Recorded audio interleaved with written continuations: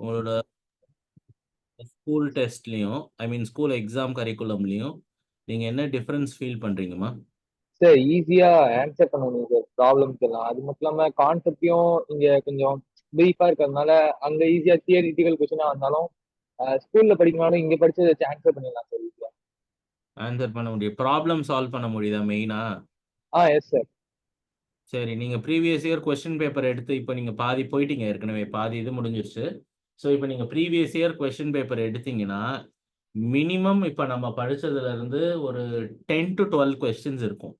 Out of 50 questions 10 to 12 questions வந்து நம்ம படித்ததுலேருந்து வந்திருக்கும். நான் சொல்கிறது ஃபஸ்ட்டு எலக்ட்ரோஸ்டாட்டிக்ஸ்லேருந்து சொல்கிறேன். ஸோ நீங்கள் என்ன பண்ணுங்கள், ஒரு 4 இயர்ஸ் கொஸ்டின் பேப்பர் எடுத்துக்கோங்க. நீட் கொஸ்டின் பேப்பர் எடுத்துக்கிட்டு அதில் இருக்கிற லெசன்ஸ், அதாவது நம்ம கவர் பண்ணது எலக்ட்ரோஸ்டாட்டிக்ஸில் ஆரம்பித்து இப்போ வரைக்கும் நம்ம முடிச்சிருப்போம் இல்லையா, அதில் என்னென்ன மாதிரியான கொஸ்டின்ஸ் வந்திருக்கு, அதை உங்களால் ஆன்சர் பண்ண முடியுதா அப்படின்னு சொல்லி பாருங்கள். ஸோ உங்களால் ஆன்சர் பண்ண முடிஞ்சால் அதுவே உங்களுக்கு கான்ஃபிடென்ஸாக இருக்கும். ஸோ நீங்கள் கரெக்டான பாத்தில் தான் போயிட்டுருக்கீங்க, இதே மாதிரி கண்டினியூ பண்ணால் கிராக் பண்ணிட முடியும் அப்படிங்கிற கான்ஃபிடென்ஸ் வரும். ஸோ கண்டிப்பாக எல்லாருமே இதை ஒரு வாட்டி ட்ரை பண்ணணும். சரியா? ரேண்டமாக உட்காருங்க, நாளைக்கு சண்டே இல்லையா, நாளைக்கு உட்காந்து ரேண்டமாக நீங்கள் எந்த year question paper last 4 years எடுத்துக்கோங்க, ரொம்ப பின்னாடி போகாதீங்க.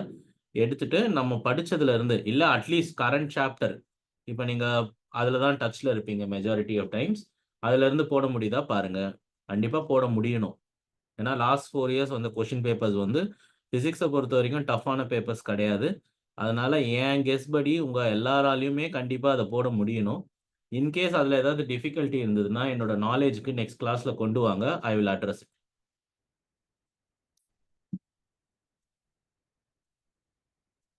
அண்ட் இன்னைக்கு நம்ம படிக்க போகிற சாப்டர் வந்து பார்த்தீங்கன்னா இட்ஸ் ஃபேர்லி சிம்பிள் சாப்டர். ஒன்றும் ரொம்ப பெரிய விஷயங்கள் கிடையாது. எலக்ட்ரோ மேக்னெட்டிக் வேவ்ஸை வந்து நம்ம முதல்ல எப்படி ப்ரொடியூஸ் பண்ணணும், அப்படி ப்ரொடியூஸ் ஆன எலக்ட்ரோ மேக்னெட்டிக் வேவ்ஸ்க்கு என்னென்ன மாதிரியான ப்ராப்பர்ட்டிஸ் எல்லாம் இருக்கு அப்படிங்கிறத தான் நம்ம மேஜராக இங்கே டீல் பண்ணுவோம்.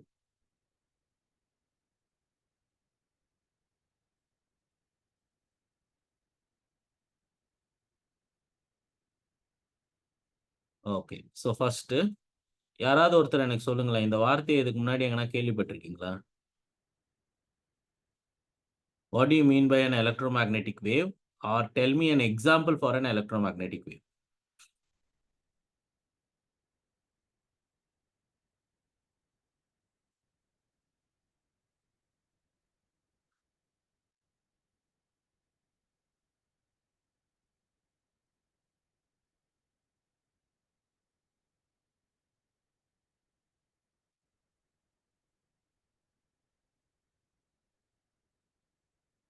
சொல்லுங்கம்மா, என்ன யாருமே பேச்சு மூச்சே இல்லை. இதுக்கு முன்னாடி இந்த சார் வார்த்தை எக்ஸ்ரே வருமா சார்? எக்ஸ்ரே கண்டிப்பா வரும். வேற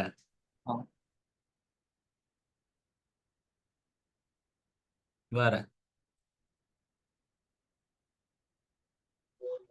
The rays that travel with the speed of light. all the rays that travels with the speed of light falls under electromagnetic waves. Okay, correct தான். ஸோ இப்போ எக்ஸாம்பிள் பார்த்தீங்கன்னா நான் என்னால் எல்லாமே சொல்ல முடியும். உங்களுக்கு தெரிஞ்ச எல்லா ரேயுமே எடுத்துக்கோங்க. Sunrise is the major electromagnetic wave. And அது ஒயிட் லைட் இல்லையா, ஸோ அந்த ஒயிட் லைட்டில் மொத்தம் 7 கலர் இருக்கும், எல்லாமே எலக்ட்ரோமேக்னெட்டிக் வேவ் தான். அதுக்கப்புறம் பார்த்தீங்கன்னா x-ray, gamma ray, radio wave, microwave, infrared, radio waves எல்லாமே எலக்ட்ரோமேக்னெட்டிக் வேவ் தான். அண்ட் அந்த எலக்ட்ரோமேக்னெட்டிக் வேவுக்குன்னு சில ப்ராப்பர்ட்டிஸ் இருக்கும்.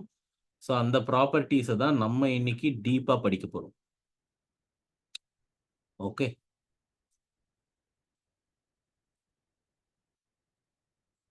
So first production of electromagnetic wave. ஒரு எலக்ட்ரோமேக்னெட்டிக் வேவை ஆரம்ப காலத்தில் எப்படி ப்ரொடியூஸ் பண்ணாங்க அப்படின்ற இன்ஃபர்மேஷன்லேருந்து நம்ம இன்னைக்கு ஸ்டார்ட் பண்ண போகிறோம் நம்மளோட டிஸ்கஷனை. நான் அதுக்கு நேரடியாக ஒரு என்சிஆர்டியிலேருந்து ஒரு பேராகிராஃபை எடுத்துக்க போகிறேன் அந்த எக்ஸ்பிளனேஷனுக்காக.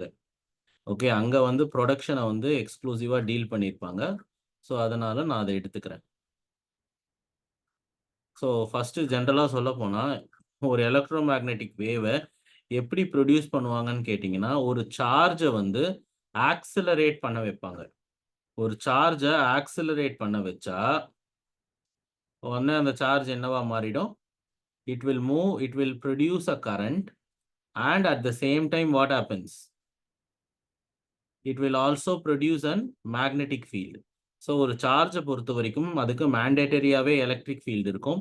ஸோ அது வேகமாக ஆக்சிலரேட் ஆக ஆரம்பிச்சதுன்னா it will produce a current. ஒரு கரண்ட் வந்துட்டாலே மேக்னெட்டிக் ஃபீல்டு வந்துடும்.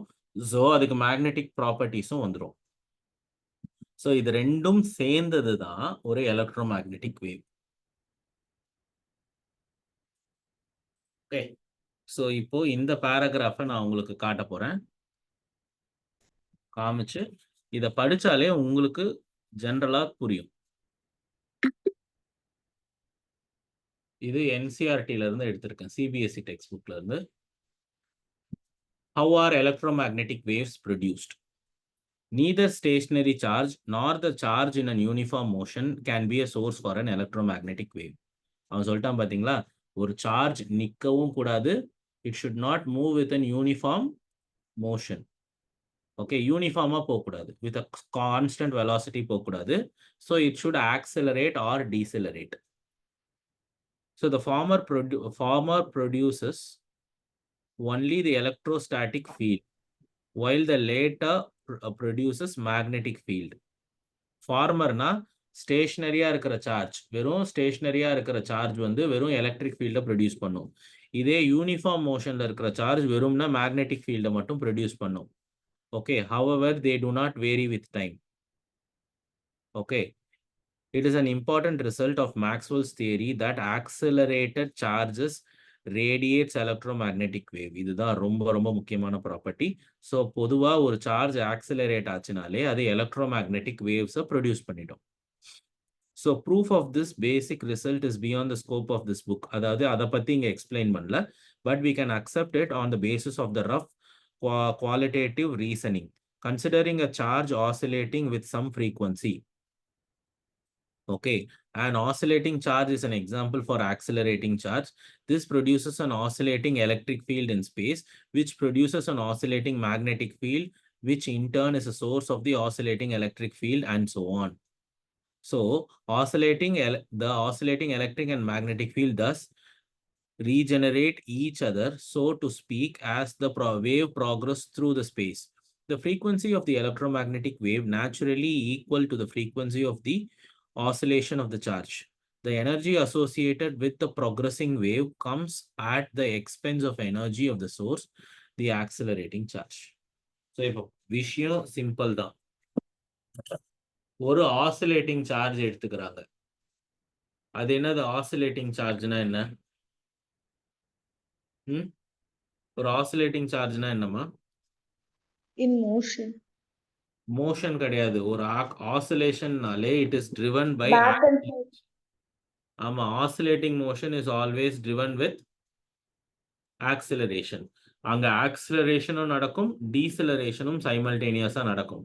ஸோ அந்த மாதிரி இருக்கிற ஒரு சார்ஜால தான் அவங்க என்ன சொல்றாங்க, ஒரு எலக்ட்ரோ மேக்னெட்டிக் வேவை ப்ரொடியூஸ் பண்ண முடியும் அப்படின்னு சொல்றாங்க. ஸோ அவங்க இன்னொன்னு என்ன சொல்றாங்க பாருங்க, this produces an oscillating electric field in space, which produces an oscillating magnetic field.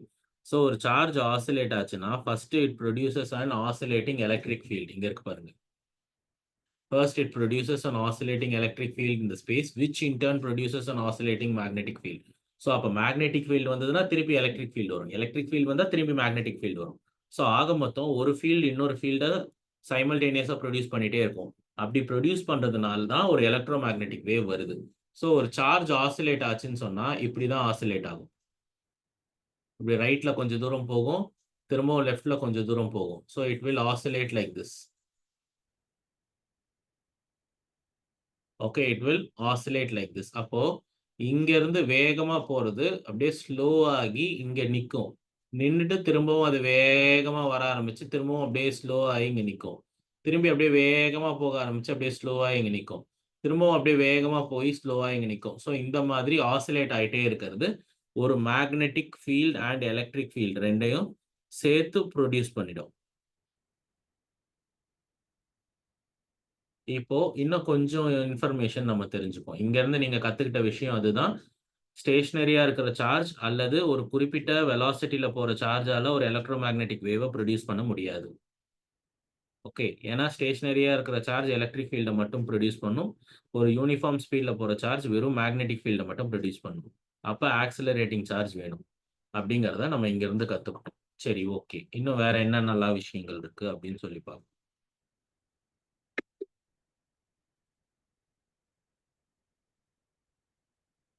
From the preceding discussion, it might appear easy to test the prediction that the light is an electromagnetic wave.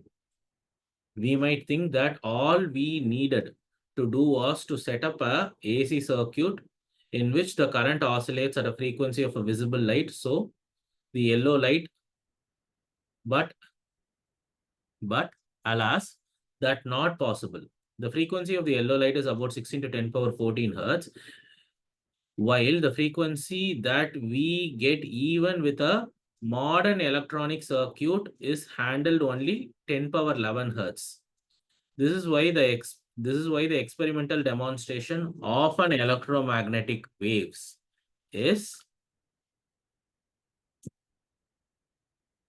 had to come in low frequency ranges. So என்னதான் electromagnetic வேவ்ஸை நம்ம produce பண்ணி detect பண்ண try பண்ணாலும் அது அவ்வளோ சுலபம் ஒன்றும் கிடையாது.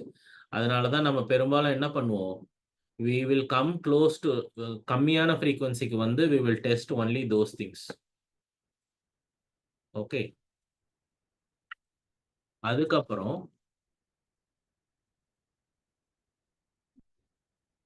இன்னும் கொஞ்சம் அட்வான்ஸ்மெண்ட்டுக்கு போனா Hertz's successful experimental test on Maxwell's theory created a sensation and a spark of that important work in this field. Two important achievements in this connection deserve mention. Even years after Hertz, who is this? Jagdish Chandra Bose, an Indian, was working in Calcutta, succeeded in producing and observing the electromagnetic wave of such wavelength. This experiment on the Hertz confirmed in the laboratory. So even Indian scientists கூட அதை confirm பண்ணியிருக்காங்க. So இது எல்லாமே வந்து preliminary ஆன ஒரு experiments. So இதை first நீங்க தெரிஞ்சுக்கிட்டு we will move forward.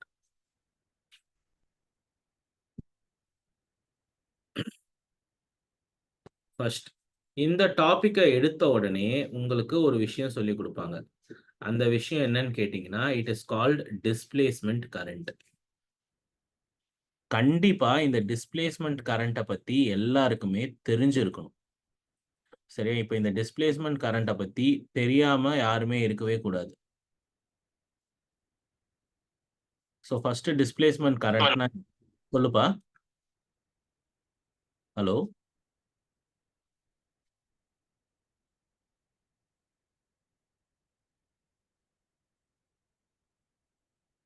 Okay. So இப்போ ஃபர்ஸ்ட் டிஸ்பிளேஸ்மெண்ட் கரண்ட்டுங்கிறது எங்க வருது, எப்படி வருது அப்படிங்கிறத வந்து first let's try to analyse.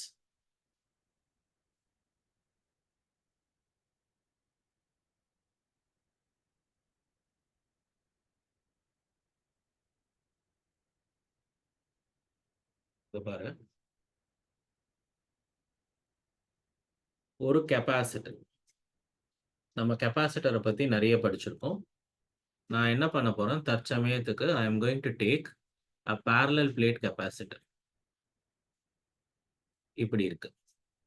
So இப்போ நான் ஒரு parallel plate capacitor எடுத்துக்கிட்டு நான் இதை வந்து positive terminal of the battery and இதை நெகட்டிவ் டெர்மினல் ஆஃப் த பேட்டரிக்கு கனெக்ட் பண்ணா இந்த பிளேட்டுக்கு பாசிட்டிவ்லி சார்ஜ் கிடைச்சிரும், இந்த பிளேட்டுக்கு நெகட்டிவ் சார்ஜஸ் கிடைச்சிரும். சரிதானே? இப்போ இந்த பிளேட்டுக்கு பாசிட்டிவ் சார்ஜ் கிடைச்சிரும், இந்த பிளேட்டுக்கு நெகட்டிவ் சார்ஜ் கிடைச்சிரும்.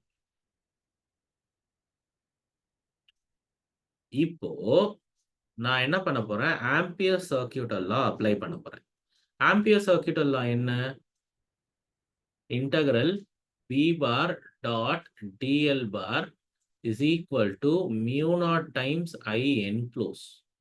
அதாவது நான் ஒரு லூப்பை வச்சு நான் என்க்ளோஸ் பண்றேன். எதை? ஒரு வயரை. அப்படி என்க்ளோஸ் பண்ணனா இந்த லூப்ல கிரியேட் ஆக போற மேக்னெட்டிக் ஃபீல்ட் எப்படி இருக்கும்னா that length of the loop times mu naught times I enclose. அதாவது let's say this is the radius of the loop. அப்போ B times 2 pi r is equal to mu naught times I enclosed னு வச்சுக்கிட்டோம்னா we can just find the magnetic field on this dotted line. இந்த dotted lineல இருக்கிற magnetic field என்னங்கிறத நம்ம ஈஸியா கண்டுபிடிச்சிடலாம். இப்போ நான் என்ன பண்ண போறேன்? I am going to put another dotted line here.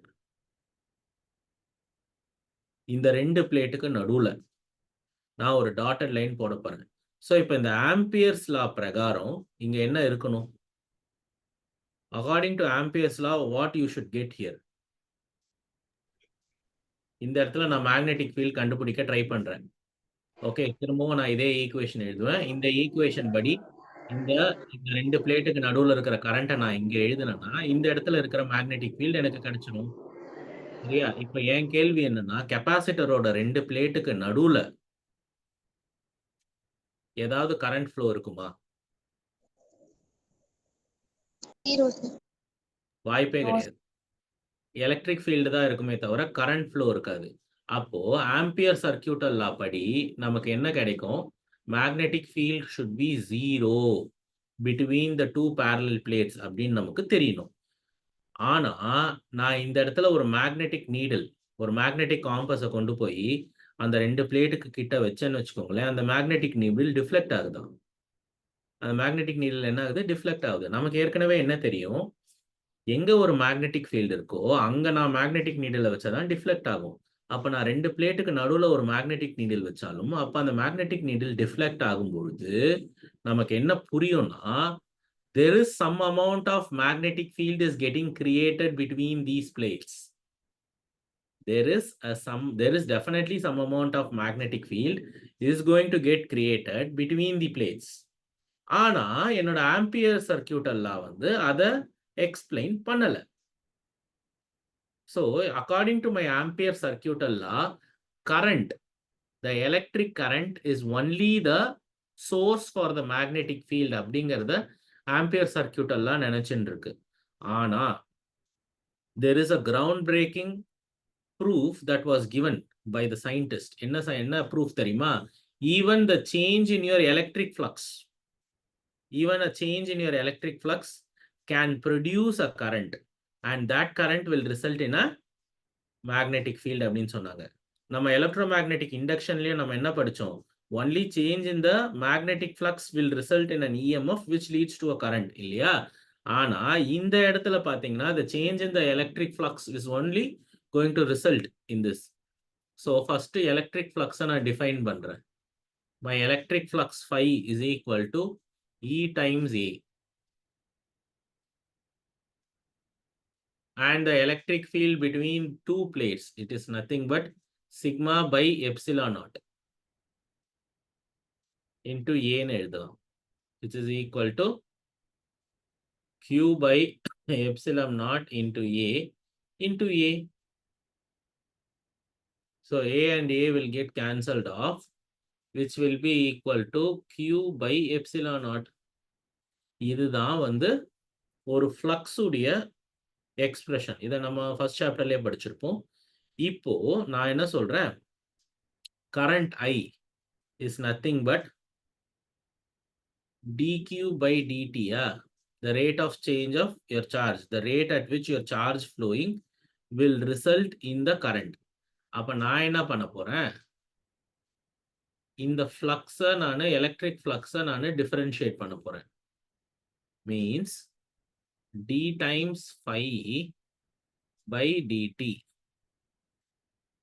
d times phi by dt is equal to 1 by epsilon naught times dq by dt வரும், which is equal to என்ன?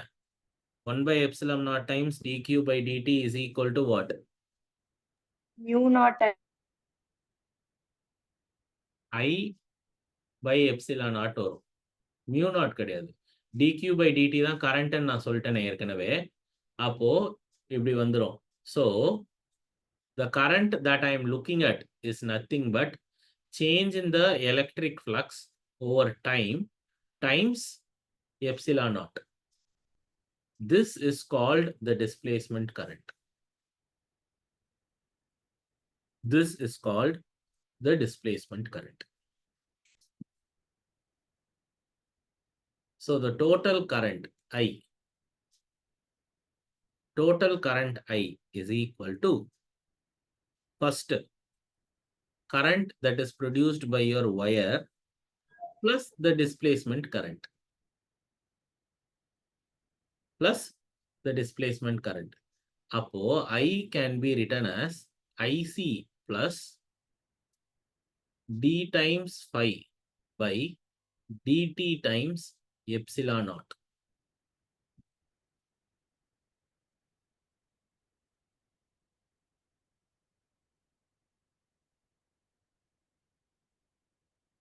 Okay, இதுதான் current.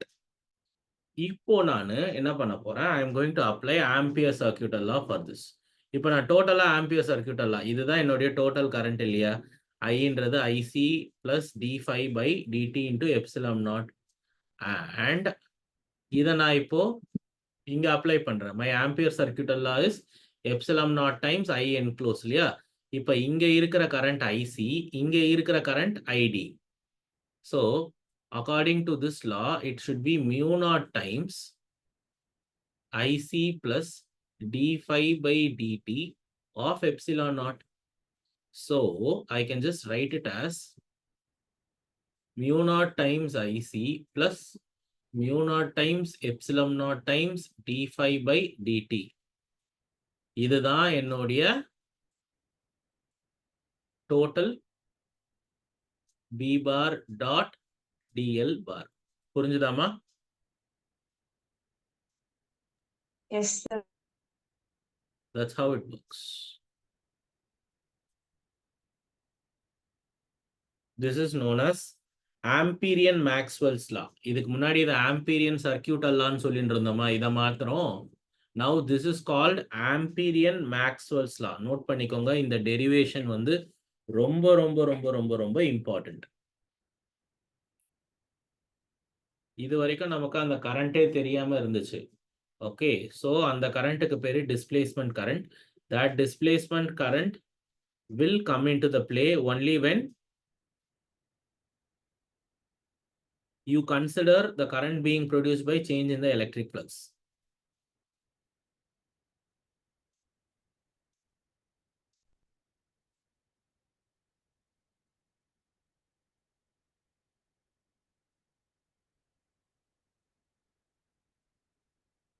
சார் இந்த mu naught IC plus mu naught epsilon naught அதுக்கு என்ன ampere என்ன லா சொன்னீங்க sir? அது அந்த ஈக்குவேஷன் பேர் Amperian Maxwell's law. Amperian Maxwell's law it is. Okay sir.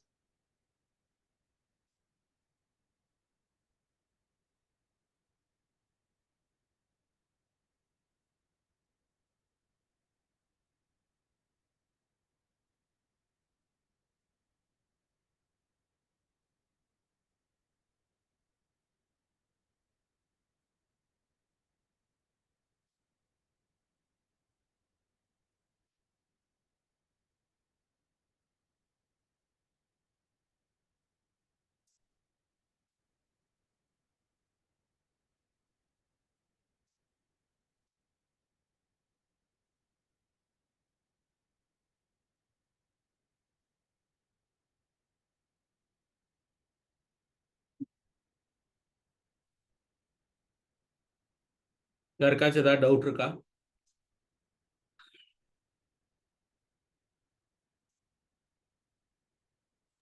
So இதை நம்ம ஏன் டிரைவ் பண்ணோம்னா, இதை பேஸ் பண்ணி தான் ஒரு மேக்னெட்டிக் ஃபீல்டு எப்படி கிரியேட் ஆகும் அப்படின்னு நமக்கு தெரிஞ்சது. அதுவும் ஒரு எலக்ட்ரிக் ஃப்ளக்ஸ் சேஞ்ச்னால இது எப்படி கிரியேட் ஆச்சுன்னுட்டு. ஓகே, இதுல இன்னொரு முக்கியமான விஷயம் இருக்கு. இந்த எலக்ட்ரோ மேக்னெட்டிக் வேவ்ஸ் முழுக்க முழுக்க மேக்ஸ்வெல்லுடைய 4 ஈக்குவேஷனை பேஸ் பண்ணி தான் ஒர்க் ஆகும். அண்ட் இதுதான் அந்த 4 ஈக்குவேஷன்.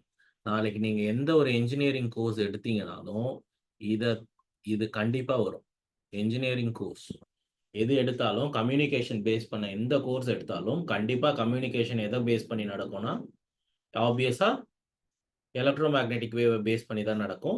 அண்ட் இதுதான் டிபெண்ட் பண்ணியிருக்கு. இதோ பாருங்க, ஃபர்ஸ்ட் ஒன் வந்து integral E bar dot DS bar, இது காஸ் லா, இதை நம்ம படிச்சிருக்கோம்.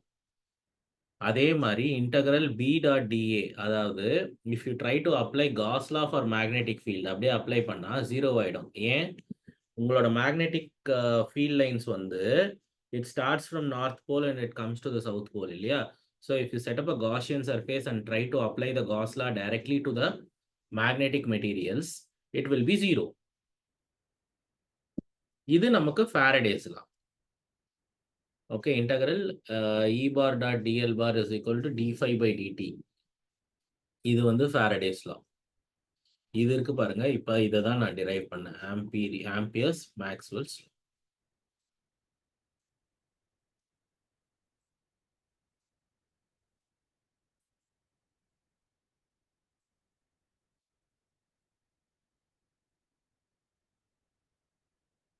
இது வரைக்கும் ஏதாச்சும் டவுட்ஸ் இருக்கா? No sir. ஓகே, இப்போ ஒரு எலக்ட்ரோமேக்னெட்டிக் வேவ் அப்படிங்கிறது எப்படி இருக்கும் அப்படின்னு சொல்லி பார்ப்போம். நான் என்ன பண்ண போறேன்னா, ஐ am going to take a animation for it.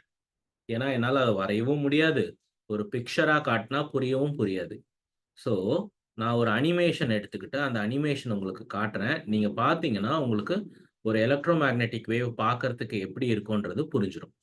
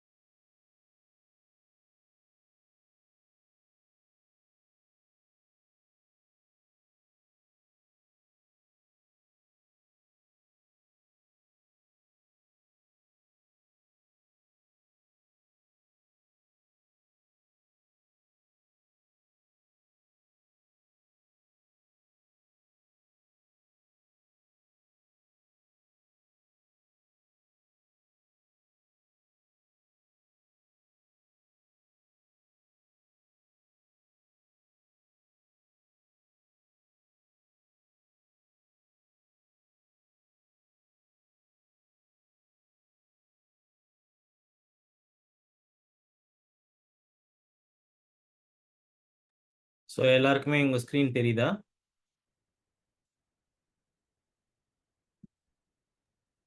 Yes sir.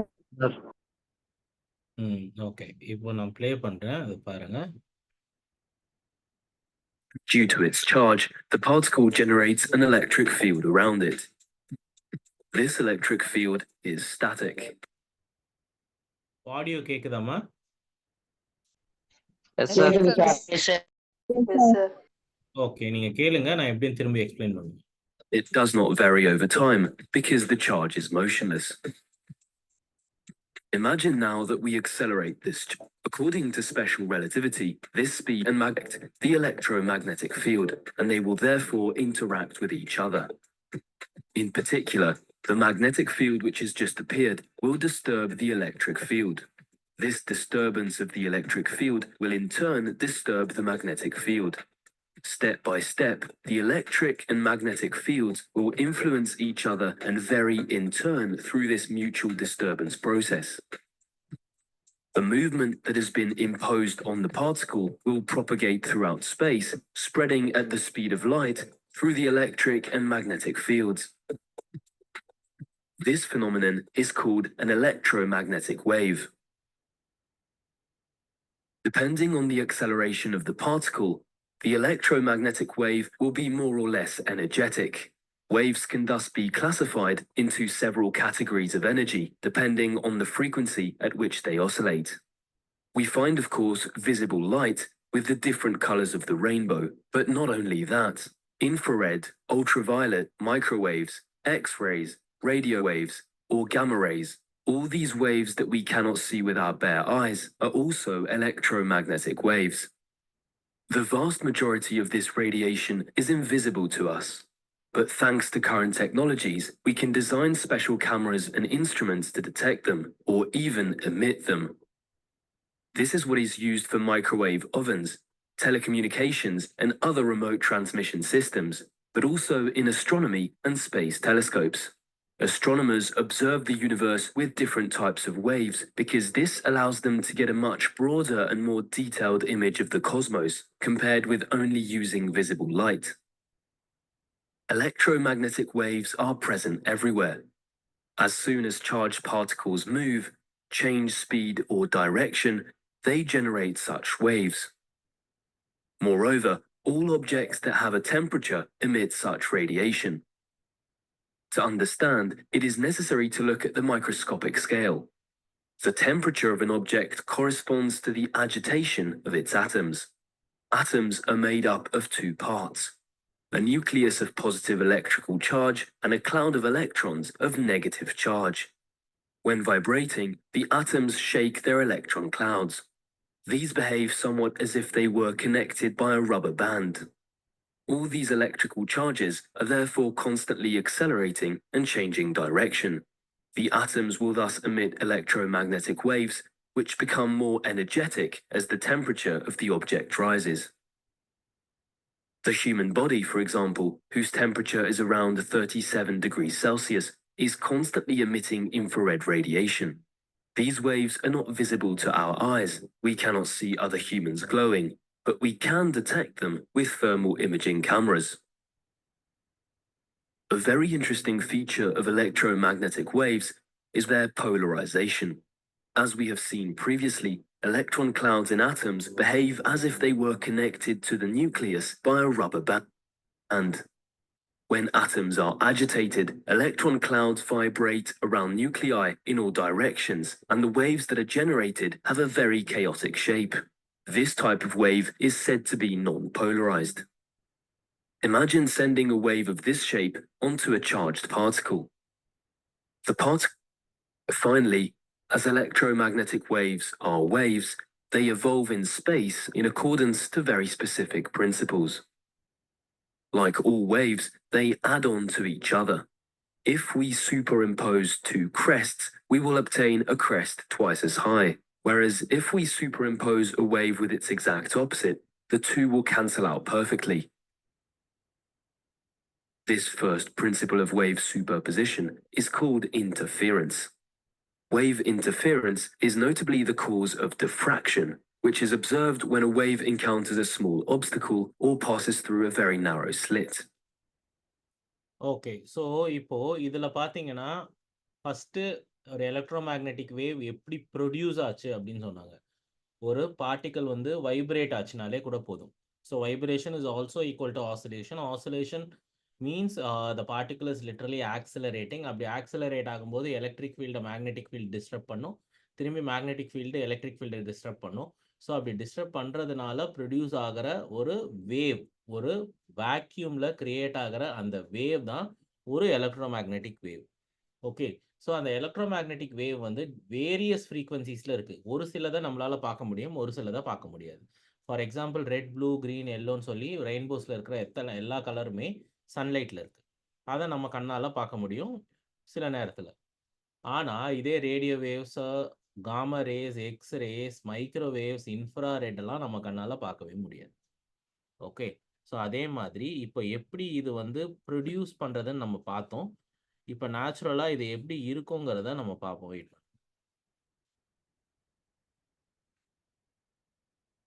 ஏன்னா ஒரு வேவும் இன்னொரு வேவும் ஒன்றுக்கு ஒன்று பர்பண்டிகுலராக இருக்கும். ஸோ நமக்கு அது புரியணும்.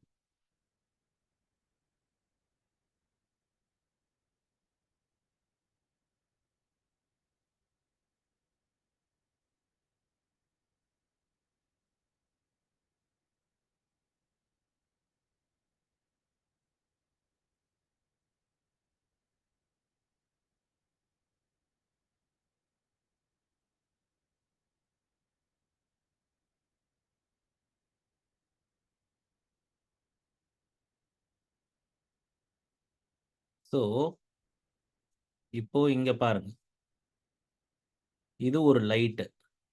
ஓகே, ஆனா அந்த லைட்ல இந்த விஷயம் எப்படி இருக்கு பாருங்க. எலக்ட்ரிக் ஃபீல்ட் அப்படிங்கிறது இப்படி ஆசிலேட் ஆயிட்டு இருக்கு, மேக்னெட்டிக் ஃபீல்டுங்கிறது இப்படி ஆசிலேட் ஆயிட்டு இருக்கு. ஸோ இது ரெண்டும் சேர்ந்தது தான் ஒரு எலக்ட்ரோ மேக்னெட்டிக் வேவ். உங்களுக்கு புரியுதா? இப்போ எலக்ட்ரிக் ஃபீல்டும் மேக்னெட்டிக் ஃபீல்டும் எப்படி இருக்குன்னு சொல்லி புரியுதா? அதை பாருங்க. எலக்ட்ரிக் ஃபீல்டுங்கிறது இப்படி வெர்டிக்கல் சைடில் ஆசிலேட் ஆயிட்டு இருக்கும், மேக்னெட்டிக் ஃபீல்டுங்கிறது இப்படி ஹரிசாண்டல் சைடில் ஆசிலேட் ஆயிட்டு இருக்கும்.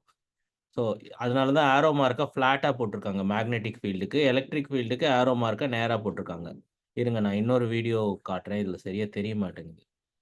ஏன்னா இது நம்ம புரிஞ்சாதான் நம்மளால ஃபர்தர் இதை போக முடியும்.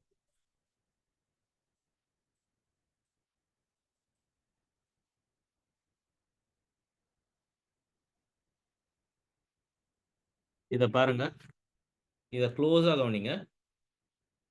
இந்த ஆக்சிஸ் வந்து நம்மளோட Z ஆக்சிஸ், இது எக்ஸ் ஆக்சிஸ், இது ஒய் ஆக்சிஸ். புரிஞ்சுதா? நான் திரும்ப ரிப்பீட் பண்றேன். இது Z ஆக்சிஸ், இது எக்ஸ் ஆக்சிஸ், இது ஒய் ஆக்சிஸ். ரெட் கலர்ல இருக்கிறது மேக்னெட்டிக் ஃபீல்ட், ப்ளூ கலர்ல இருக்கிறது எலக்ட்ரிக் ஃபீல்ட். எப்படி போகுது? உங்க மேக்னெட்டிக் ஃபீல்ட் வந்து it's produced along your y axis, your electric field is produced along x axis. அதனால உங்களுடைய electromagnetic wave is propagating along the Z axis. பாருங்க,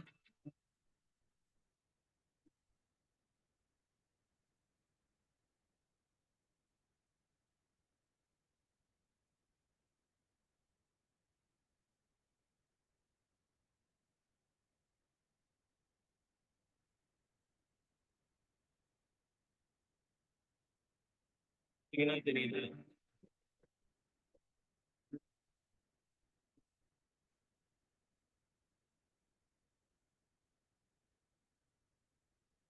ஆனா ரியாலிட்டியில இந்த ரெண்டு மாத்திரம் இருக்காது. அதாவது ஒரு மேக்னெட்டிக் ஒரு எலக்ட்ரிக் இருக்கு, அந்த மாதிரி நிறைய இருக்கும்.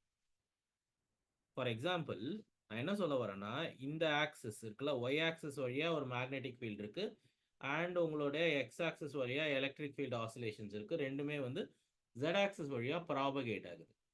அதே மாதிரி இப்படி ஏதாவது ஒன்று இருக்கும், அதுக்கு பர்பெண்டிகுலரா எலக்ட்ரிக் ஃபீல்ட் இருக்கும். அந்த மாதிரி நிறைய இருக்கும். சரியா? நிறைய எலக்ட்ரிக் அண்ட் மேக்னெட்டிக் ஃபீல்ட்ஸ் இருக்கும். ஆனா பாயிண்ட் என்னன்னா, ஒரு எலக்ட்ரிக் ஃபீல்டுக்கும் இன்னொரு எலக்ட்ரிக் ஃபீல்டுக்கும் நடுவில், ஒரு எலக்ட்ரிக் ஃபீல்டுக்கும் இன்னொரு அதோடைய ரெஸ்பெக்டிவ் மேக்னெட்டிக் ஃபீல்டுக்கும் நடுவில் 90 டிகிரி இருக்கணும். அதாவது if your magnetic field gets created along y, your electric field will be created along x. So அந்த மாதிரி கிரியேட் ஆகிறது தான் ஒரு எலக்ட்ரோ மேக்னெட்டிக் வேவ். புரியுதா? ஸோ இதில் உங்களுக்கு ஃபஸ்ட்டு ஏதாச்சும் டவுட் இருந்ததுன்னா என்கிட்ட கேளுங்க. இப்போ நீங்கள் பார்த்தது வரைக்கும் இந்த விஷயம் எனக்கு புரியல, இதை என்னால் இமேஜின் பண்ண முடியல அப்படின்னு ஏதாவது உங்களுக்கு சந்தேகம் இருந்ததுன்னா என்கிட்ட கேளுங்க. ஏன்னா இது புரிஞ்சாதான் நான் என்ன எக்ஸ்பிளைன் பண்ணுறேன்றதே உங்களுக்கு புரியும். ஏன்னா இதை வரைய முடியாது என்னால். சார் அந்த ப்ளூ கலர்ல இருக்கிறது மேக்னெட்டிக் ஃபீல்டா சார்? ப்ளூ கலரில் இருக்கிறது எலக்ட்ரிக் ஃபீல்டு, ரெட் கலரில் இருக்கிறது magnetic field. Okay sir.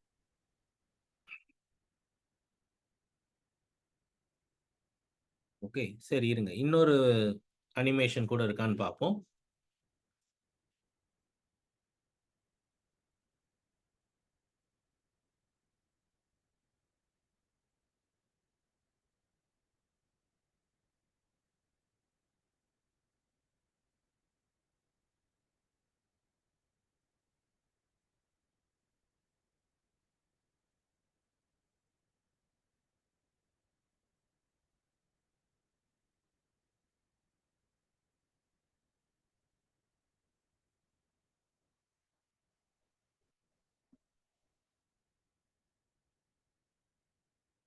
Okay, so எனக்கு எதுவும் இன்னும் பெட்டரா வேற எதுவும் கிடைக்கல. So we will just carry on with this. நீங்கள் சொல்லுங்கள், இதை பார்த்தது வரைக்குமே உங்களுக்கு ஏதாவது டவுட் இருக்கா? No sir. சார் வெர்டிக்கலா sir. போறது எலக்ட்ரிக் ஃபீல்டு தானே சார்? ஆக்சுவலாக வெர்டிக்கலாக போனாலே அது எலக்ட்ரிக் ஃபீல்டுன்னு இல்லைம்மா. பாயிண்ட் வந்து உங்களோட எலக்ட்ரிக் ஃபீல்டும் மேக்னெட்டிக் ஃபீல்டும் மியூச்சுவலாக பர்பெண்டிகுலராக இருக்கும். எப்பயுமே. சரியா? அது சில நேரத்துல உன் எலக்ட்ரிக் ஃபீல்டு வெர்டிகலாவும், மேக்னெட்டிக் ஃபீல்டு ஹரிசாண்டலா இருந்தாலும் பிரச்சனை இல்ல. ஆனா விஷயம் என்ன? ஒரு ஃபீல்டு எக்ஸ்‌க்கு மேல இருந்ததுன்னா, இன்னொன்னு ஒய்க்கு மேல தான் இருக்கணும். அதுதான் condition. There should definitely be perpendicular. உன்னோட எலக்ட்ரிக் ஃபீல்டும், மேக்னெட்டிக் ஃபீல்டும் 100% பெர்பெண்டிகுலரா இருக்கணும். அப்படி இல்லாம இருக்கவே முடியாது. அது ஒண்ணு தான் கண்டிஷனே தவிர, மத்தபடி இது வெர்டிகலா தான் இருக்கணும், அது ஹரிசாண்டலா இருக்கணுங்கிறது கிடையாது. ஓகே. இன்னொரு விஷயமும் என்னன்னா, இத நெறைய பேர் எக்ஸ்ப்ளைன் பண்ண மாட்டாங்க. வெறும் ஒரே ஒரு எலக்ட்ரிக் ஃபீல்ட், ஒரே ஒரு மேக்னெட்டிக் ஃபீல்ட மட்டும் காட்டுறாங்க இல்லையா? ஆக்சுவலா நெறைய இருக்கலாம்மா. நெறைய இருக்கலாம். ஒரே இதுலயே எக்கச்சக்கமா விஷயங்கள் இருக்கலாம். இப்ப இதுல பார்த்தீங்கன்னா, இதுதான் டெக்ஸ்ட் புக்ல இருக்கிற டயகிராம்.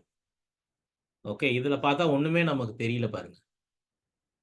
ஆனா, இவங்க என்ன வரைஞ்சிருக்காங்கன்னா, உன்னோட எலக்ட்ரிக் ஃபீல்ட எக்ஸ் ஆக்சிஸ்லயும், அதாவது வெர்டிகல் சைட்லயும், உன் மேக்னெட்டிக் ஃபீல்ட ஒய் ஆக்சிஸ்ல, அதாவது ஹரிசாண்டல் சைட்லயும் இருக்கு. Still your wave is propagating in the X direction. Okay. Okay, sir.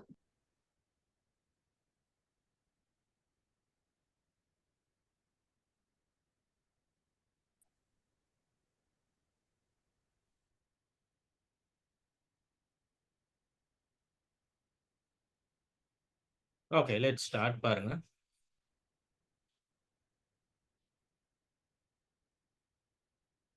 நான் இப்படி தான் எழுதுவேன். ஆக்சுவலா உங்களுக்கு இது வந்து 11லேயே கத்துக் குடுத்துருப்பாங்க.